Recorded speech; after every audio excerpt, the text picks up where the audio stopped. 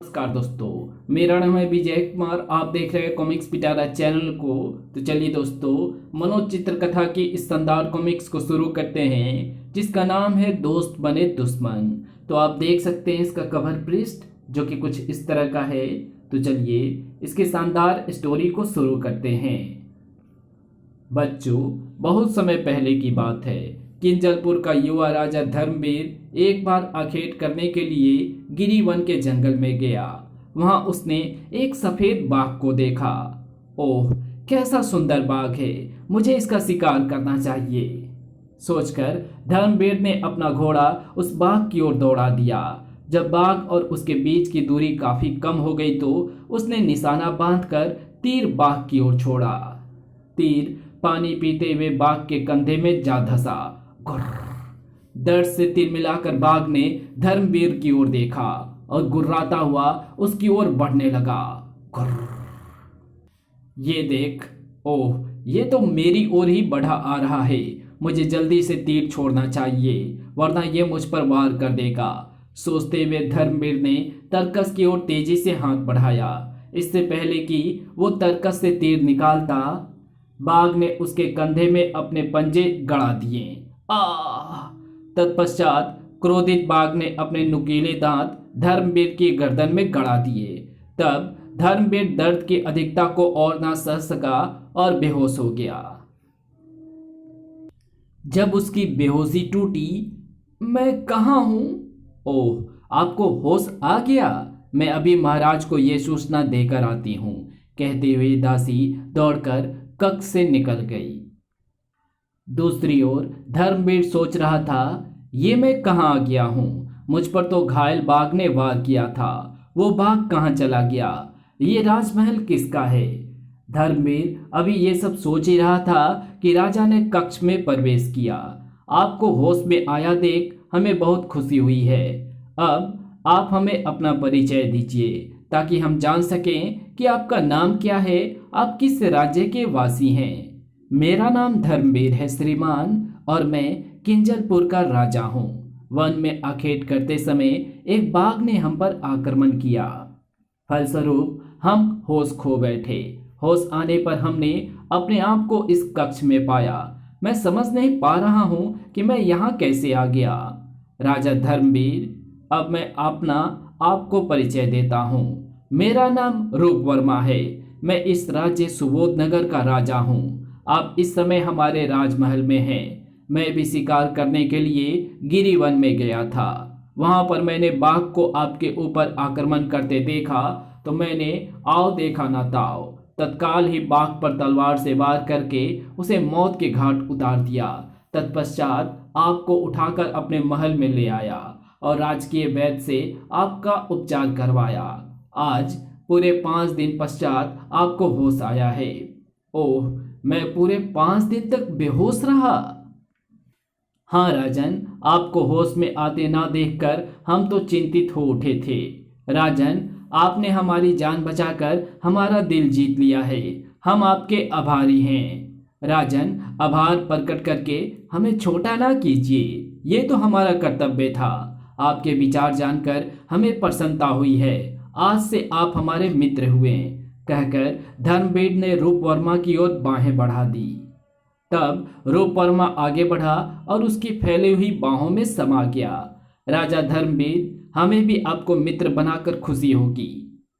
इस घटना के पश्चात राजा धर्मवीर सुबोध नगर में 5 दिन और रहा। छठे दिन जब वो वहां से जाने लगा, राजा रूपवर्मा, कभी जरूरत पड़े तो हमें अवश्य याद करना। मैं आपके किसी काम आ सका तो ये मेरा सौभाग्य होगा। तब रूपवर्मा से विदा लेकर राजा धर्मवीर किंजलपुर लौट गया। जब वो अपने नगर पहुंचा, महाराज, आप कहाँ चले गए थे? आपकी अनुपस्थिति में मेरे मन में नाना प्रकार के बुरे विचार उत्पन्न हो रहे थे। आप कुशलता से तो थे? रानी कनक, ये समझो कि हम नया जन्म पाकर वापस लौटे हैं, और इसके साथ ही एक नया मित्र भी हमें मिला है। तब धर्मवीर ने विस्तार पूर्वक रानी कनक को सारी बातें बताई। धीरे धीरे इस घटना को बीते हुए 6 माह हो गए। एक दिन प्रधानमंत्री भसदेव ने राजा धर्मवीर को बताया, महाराज कुछ सुना आपने?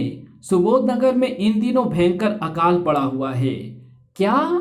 हाँ महाराज, फसलें पूरी तरह सूख गई हैं, अनेक पशु मर गए हैं, लोग घर छोड़ छोड़कर वहां से जाने लगे हैं। अकाल का प्रकोप दिन पर दिन बढ़ता ही जा रहा है। ओह, धर्मवीर सोच में डूब गया। कुछ सोचकर, प्रधानमंत्री जी, आप तुरंत ही हर प्रकार की सहायता सुबोध नगर भिजवा दीजिए। ध्यान रहे, सुबोध नगर के राजा रूप वर्मा हमारे अभिन्न मित्र हैं। एक बार संकट में उन्होंने हमारी सहायता की थी। जो आज्ञा महाराज। हम एक पत्र राजा रूप वर्मा के नाम लिखकर दे रहे हैं। आप उस पत्र को तुरंत ही एक दूत के हाथ सुबोध नगर भिजवा दीजिए और दूत के साथ ही खाद्य सामग्री एवं अन्य सहायता सामग्री भिजवा दीजिए। जो हुक्म। तब राजा धर्मवीर ने राजा रूप वर्मा के नाम से एक पत्र लिखा। दूत पत्र को लेकर तुरंत ही सुबोध नगर की ओर रवाना हो गया। घोड़ों एवं ऊंटों पर लदा खाद्य सामग्री का विशाल भंडार भी उसके साथ था। दूत ने सुबोध नगर पहुंचकर अपने साथ लाया सारा सामान राजा रूप वर्मा को दे दिया। तत्पश्चात उसे राजा धर्मवीर का पत्र दिया। प्रिय मित्र राजा रूप वर्मा, नमस्कार। आपके राज्य के ऊपर अकाल का संकट आया और आपने हमें खबर तक नहीं की। क्या आप हमें अपना मित्र नहीं समझते? अपने दूत के हाथों में कुछ खाद्य सामग्री एवं अन्य सहायता सामग्री भिजवा रहा हूं। आप इसे कबूल कीजिए। आपका राज्य जब तक अकाल की विभीषिका से मुक्त नहीं हो जाता, तब तक हमारी ओर से आपके राज्य को हर प्रकार की सहायता दी जाएगी। हम चाहते हैं कि आप अपने परिवार के साथ किंजलपुर आकर कुछ दिन रहें। आशा करता हूं कि आप हमारा निमंत्रण अवश्य स्वीकार करेंगे। आपका मित्र राजा धर्मवीर। पत्र को पढ़कर रूप वर्मा की आंखें भर आई। ओह, धर्मवीर का हृदय तो बहुत उदार निकला। किस प्रकार दिल खोलकर उसने हमारी सहायता की है। हमें उसका निमंत्रण स्वीकार कर लेना चाहिए। ये सोचकर उन्होंने दूत से कहा, राजा धर्मवीर जी से कहना कि हम शीघ्र ही किंजलपुर आएंगे। राजा रूप वर्मा ने तुरंत ही दूत द्वारा लाई गई सामग्री अकाल पीड़ितों लोगों में बंटवा दी। तत्पश्चात वो अपनी रानी हीरामती के पास पहुंचे। रानी, हमारे मित्र राजा धर्मवीर का निमंत्रण आया है। हमें सब परिवार कल उनके यहाँ जाना है। जो हुक्म महाराज। तब दूसरे दिन ही रूप वर्मा अपनी रानी हीरामती और पुत्री स्वर्णा को साथ लेकर किंजलपुर की ओर रवाना हो गए। किंजलपुर पहुंचने पर राजा रूप वर्मा, आइए, किंजलपुर में आपका स्वागत है। राजा धर्मवीर और उसकी रानी कनक राजा रूप वर्मा और उसकी पत्नी को आदर सहित राजमहल में ले गए। राजा धर्मवीर ने राजा रूप वर्मा का खूब आदर सत्कार किया। रात्रि को राजा धर्मवीर जब अपनी रानी और पुत्र करमवीर के साथ राजकीय अतिथि गृह में राजा रूप वर्मा से मिलने गए। ओह, राजा धर्मवीर का पुत्र करमवीर कितना सुंदर है। अगर हमारी बेटी स्वर्णा का विवाह इसके साथ हो जाए तो कैसा रहे। दोनों की खूब जोड़ी जमेगी। जब राजा धर्मवीर चले गए तो रानी हीरामती ने रूप वर्मा से कहा, महाराज, यदि आज्ञा दें तो एक बात कहूँ। कहो रानी। महाराज, जब से मैंने राजा धर्मवीर के पुत्र करमवीर को देखा है, तब से एक विचार मेरे दिमाग में कुल बुला रहा है। अगर हमारी बेटी राजकुमारी स्वर्णा का विवाह करमवीर से हो जाए तो कैसा रहे। इस विवाह से आपकी और राजा धर्मवीर की मित्रता और भी सुदृढ़ हो जाएगी। विचार तो उत्तम है महारानी। हम कल ही इस बारे में राजा धर्मवीर से बात करेंगे।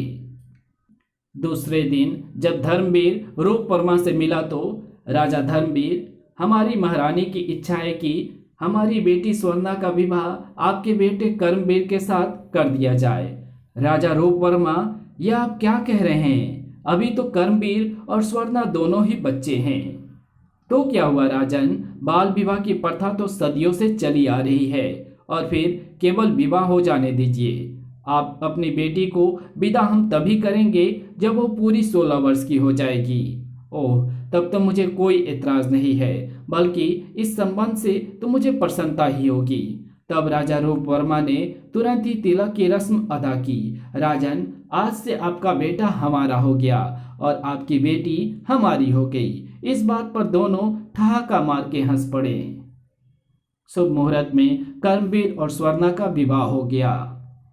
अब कर्मवीर और स्वर्णा साथ साथ ही राजकीय उद्यान में खेलते। भगवान इनकी जोड़ी को कभी बुरी नजर ना लगे। इस प्रकार राजा रूप वर्मा 1 माह तक राजा धर्मवीर के अतिथि बनकर रहे। एक दिन राजा धर्मवीर, हमारे राज्य में अकाल की मार अब कुछ कम हो गई है। इस बुरे समय में आपने हर प्रकार से सहयोग देकर हमारा मन जीत लिया है। आपके आतिथ्य सत्कार को हम जीवन पर्यंत नहीं भूल सकेंगे। अब हमें आज्ञा दीजिए, हम अपने राज्य वापस लौटना चाहते हैं। प्रजा हमारी राह देख रही होगी। राजन, आपको वापस भेजने का तो मन नहीं कर रहा है, पर आपकी बात भी ठीक है। आपकी प्रजा निश्चित ही आपकी राह देख रही होगी, इसलिए अब हम आपको रोकेंगे नहीं। जब रूप वर्मा रथ में बैठकर जाने लगा तो राजा रूप वर्मा, हमारी बहू स्वर्णा का ख्याल रखना। तुम्हारे पास अब वो हमारी अमानत के रूप में ही रहेगी। आपका आदेश सिर माथे पर राजन। तब विदा लेकर रूप वर्मा परिवार के साथ अपने राज्य की ओर चल पड़ा। सुबोध नगर पहुंचकर रूप वर्मा ने धर्मगुरु चंडीदास को बुलवाया। धर्मगुरु, हम राजकुमारी स्वर्णा का विवाह किंजलपुर के युवराज कर्मवीर से कर चुके हैं। आप तो भूत, वर्तमान एवं भविष्य के ज्ञाता हैं। कृपया बताइए कि ये विवाह सफल रहेगा या असफल। रूप वर्मा की बात सुनकर धर्मगुरु चंडीदास ने हुंकार मारकर आंखें मूंद ली। फिर कुछ देर बाद, राजन, आपने ये विवाह जल्दीबाजी में करके अच्छा नहीं किया। ये विवाह कभी सफल नहीं होगा। यह आप क्या कह रहे हैं धर्मगुरु? राजन, ये मैं नहीं, नक्षत्र कह रहे हैं। इस विवाह पर संकट के बादल मंडरा रहे हैं। राजकुमारी स्वर्णा और युवराज कर्मवीर का मिलन असंभव है। धर्मगुरु की बात सुनकर रूप वर्मा के चेहरे पर विषाद की रेखाएं छा गई। फिर कुछ सोचकर, धर्मगुरु, हमारी एक ही बेटी है, उसको हम दुखी कैसे देख सकते हैं? जो होना था वो तो हो गया। अब आप कोई ऐसा उपाय बताइए जिसके करने से राजकुमारी स्वर्णा और युवराज कर्मवीर का वैवाहिक जीवन सुखपूर्वक व्यतीत हो सके। तो सुनिए राजन, आज से 6 माह पश्चात किंजलपुर राज्य में भयंकर रोग फैलेगा। उस रोग की चपेट में आकर बहुत से लोग मर जाएंगे। जिस जड़ी बूटी से वो रोग ठीक होता है, वो जड़ी बूटी या तो आपके राज्य में मिलती है या फिर दूर हिमालय की तलहटी में मिलती है। राज्य में रोग फैलने के पश्चात राजा धर्मवीर आपसे उस जड़ी बूटी की मांग करेंगे। तब आपको वो जड़ी बूटी उनको नहीं देनी है। धर्मगुरु, ये आप क्या कह रहे हैं? हमारे ऐसा करने से राजा धर्मवीर हमसे रुष्ट हो जाएंगे। उनको रुष्ट होना ही राजकुमारी स्वर्णा एवं युवराज कर्मवीर के लिए लाभदायक है। राजन, आपके इनकार करते ही राजा धर्मवीर नाराज होकर आपसे संबंध विच्छेद कर लेंगे। तब 15 वर्ष व्यतीत हो जाने के पश्चात यदि आप पुनः राजा धर्मवीर के पास जाएं और राजकुमारी स्वर्णा और युवराज कर्मवीर के विवाह की याद दिलाएं तो बात बन सकती है, वरना नहीं। ओह, ये तो बड़े धर्म संकट की परिस्थिति उत्पन्न हो गई है। रूप वर्मा सोच में पड़ गया।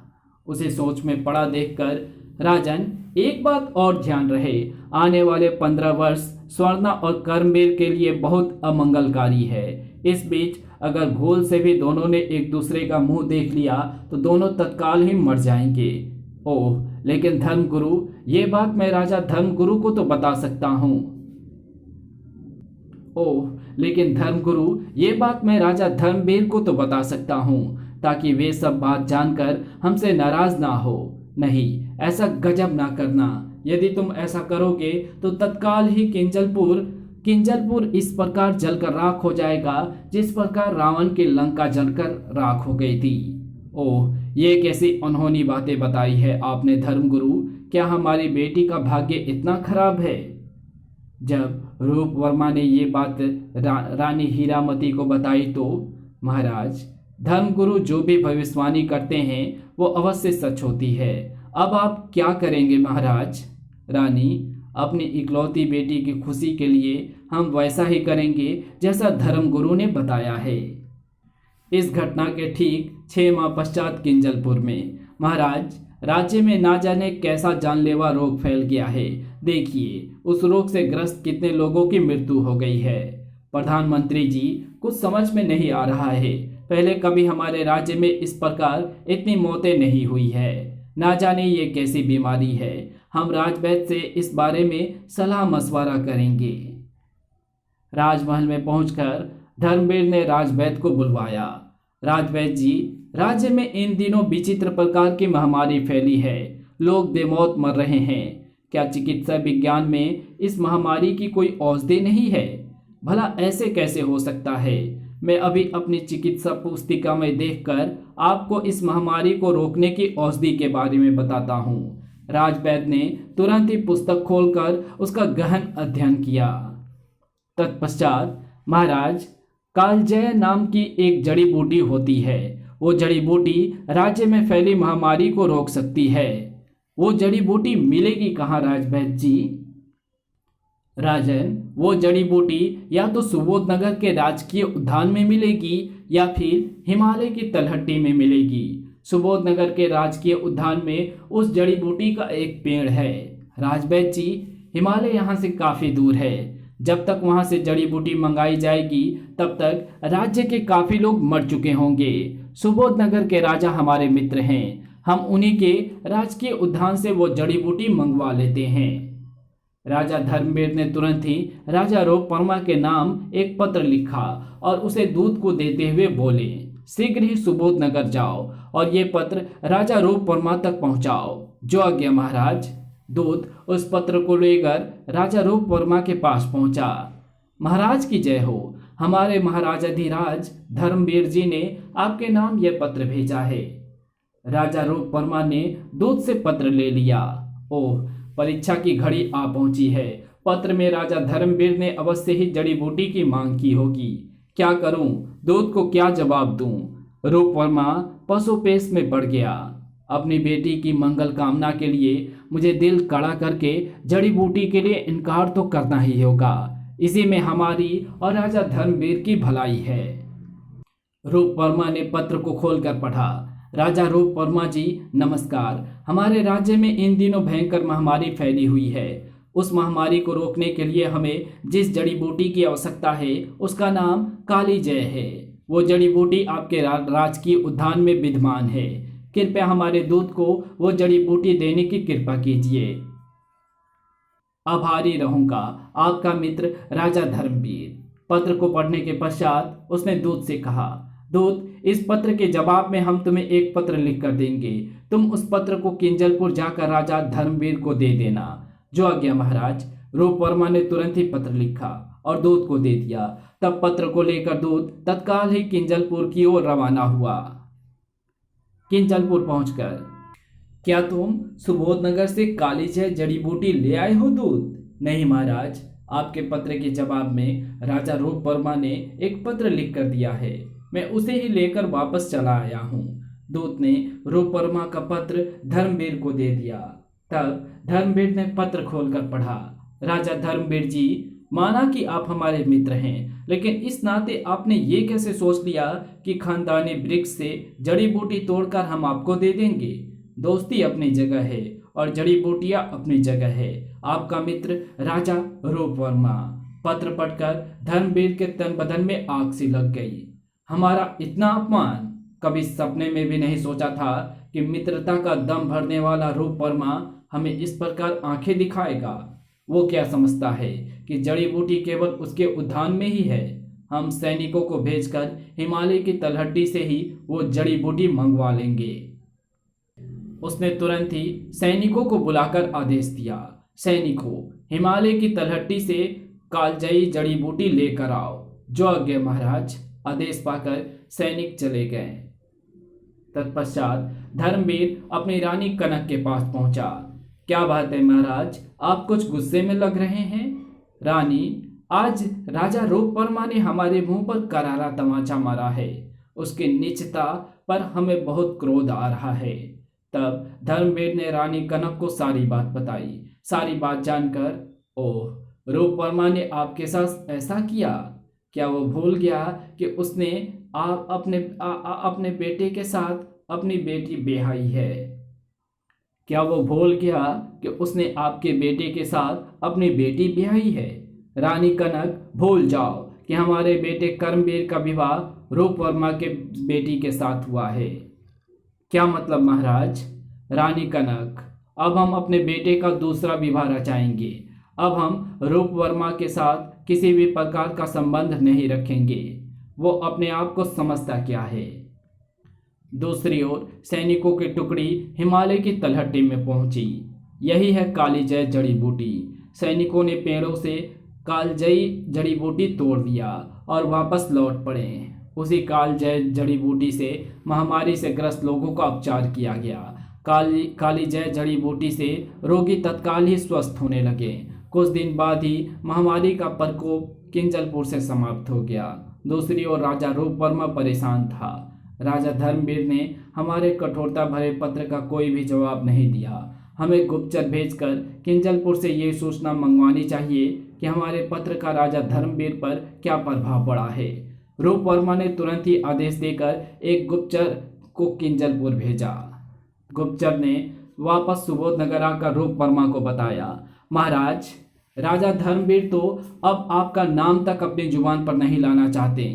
वे आपसे सख्त नाराज हैं। रूप वर्मा गुप्तचर की सूचना पाकर दुखी हो उठा। तब उसने स्वयं ही अपने आप को समझाया, रूप वर्मा, दुखी होने से क्या फायदा? ये तो होना ही था। अब तो मन मानकर किसी प्रकार 15 वर्ष बीतने का इंतजार करना होगा। इस कहानी को यहीं समाप्त करते हैं। इसके आगे कहानी पढ़ेंगे इसके पार्ट 2 में। तो मिलते हैं इसके दूसरे पार्ट में। तब तक के लिए बाय। अगर आपको ये वीडियो पसंद आई हो तो इस वीडियो को लाइक शेयर कमेंट्स ज़रूर कर देना। तो मिलते हैं आपसे इसके दूसरे पार्ट में। तब तक के लिए बाय।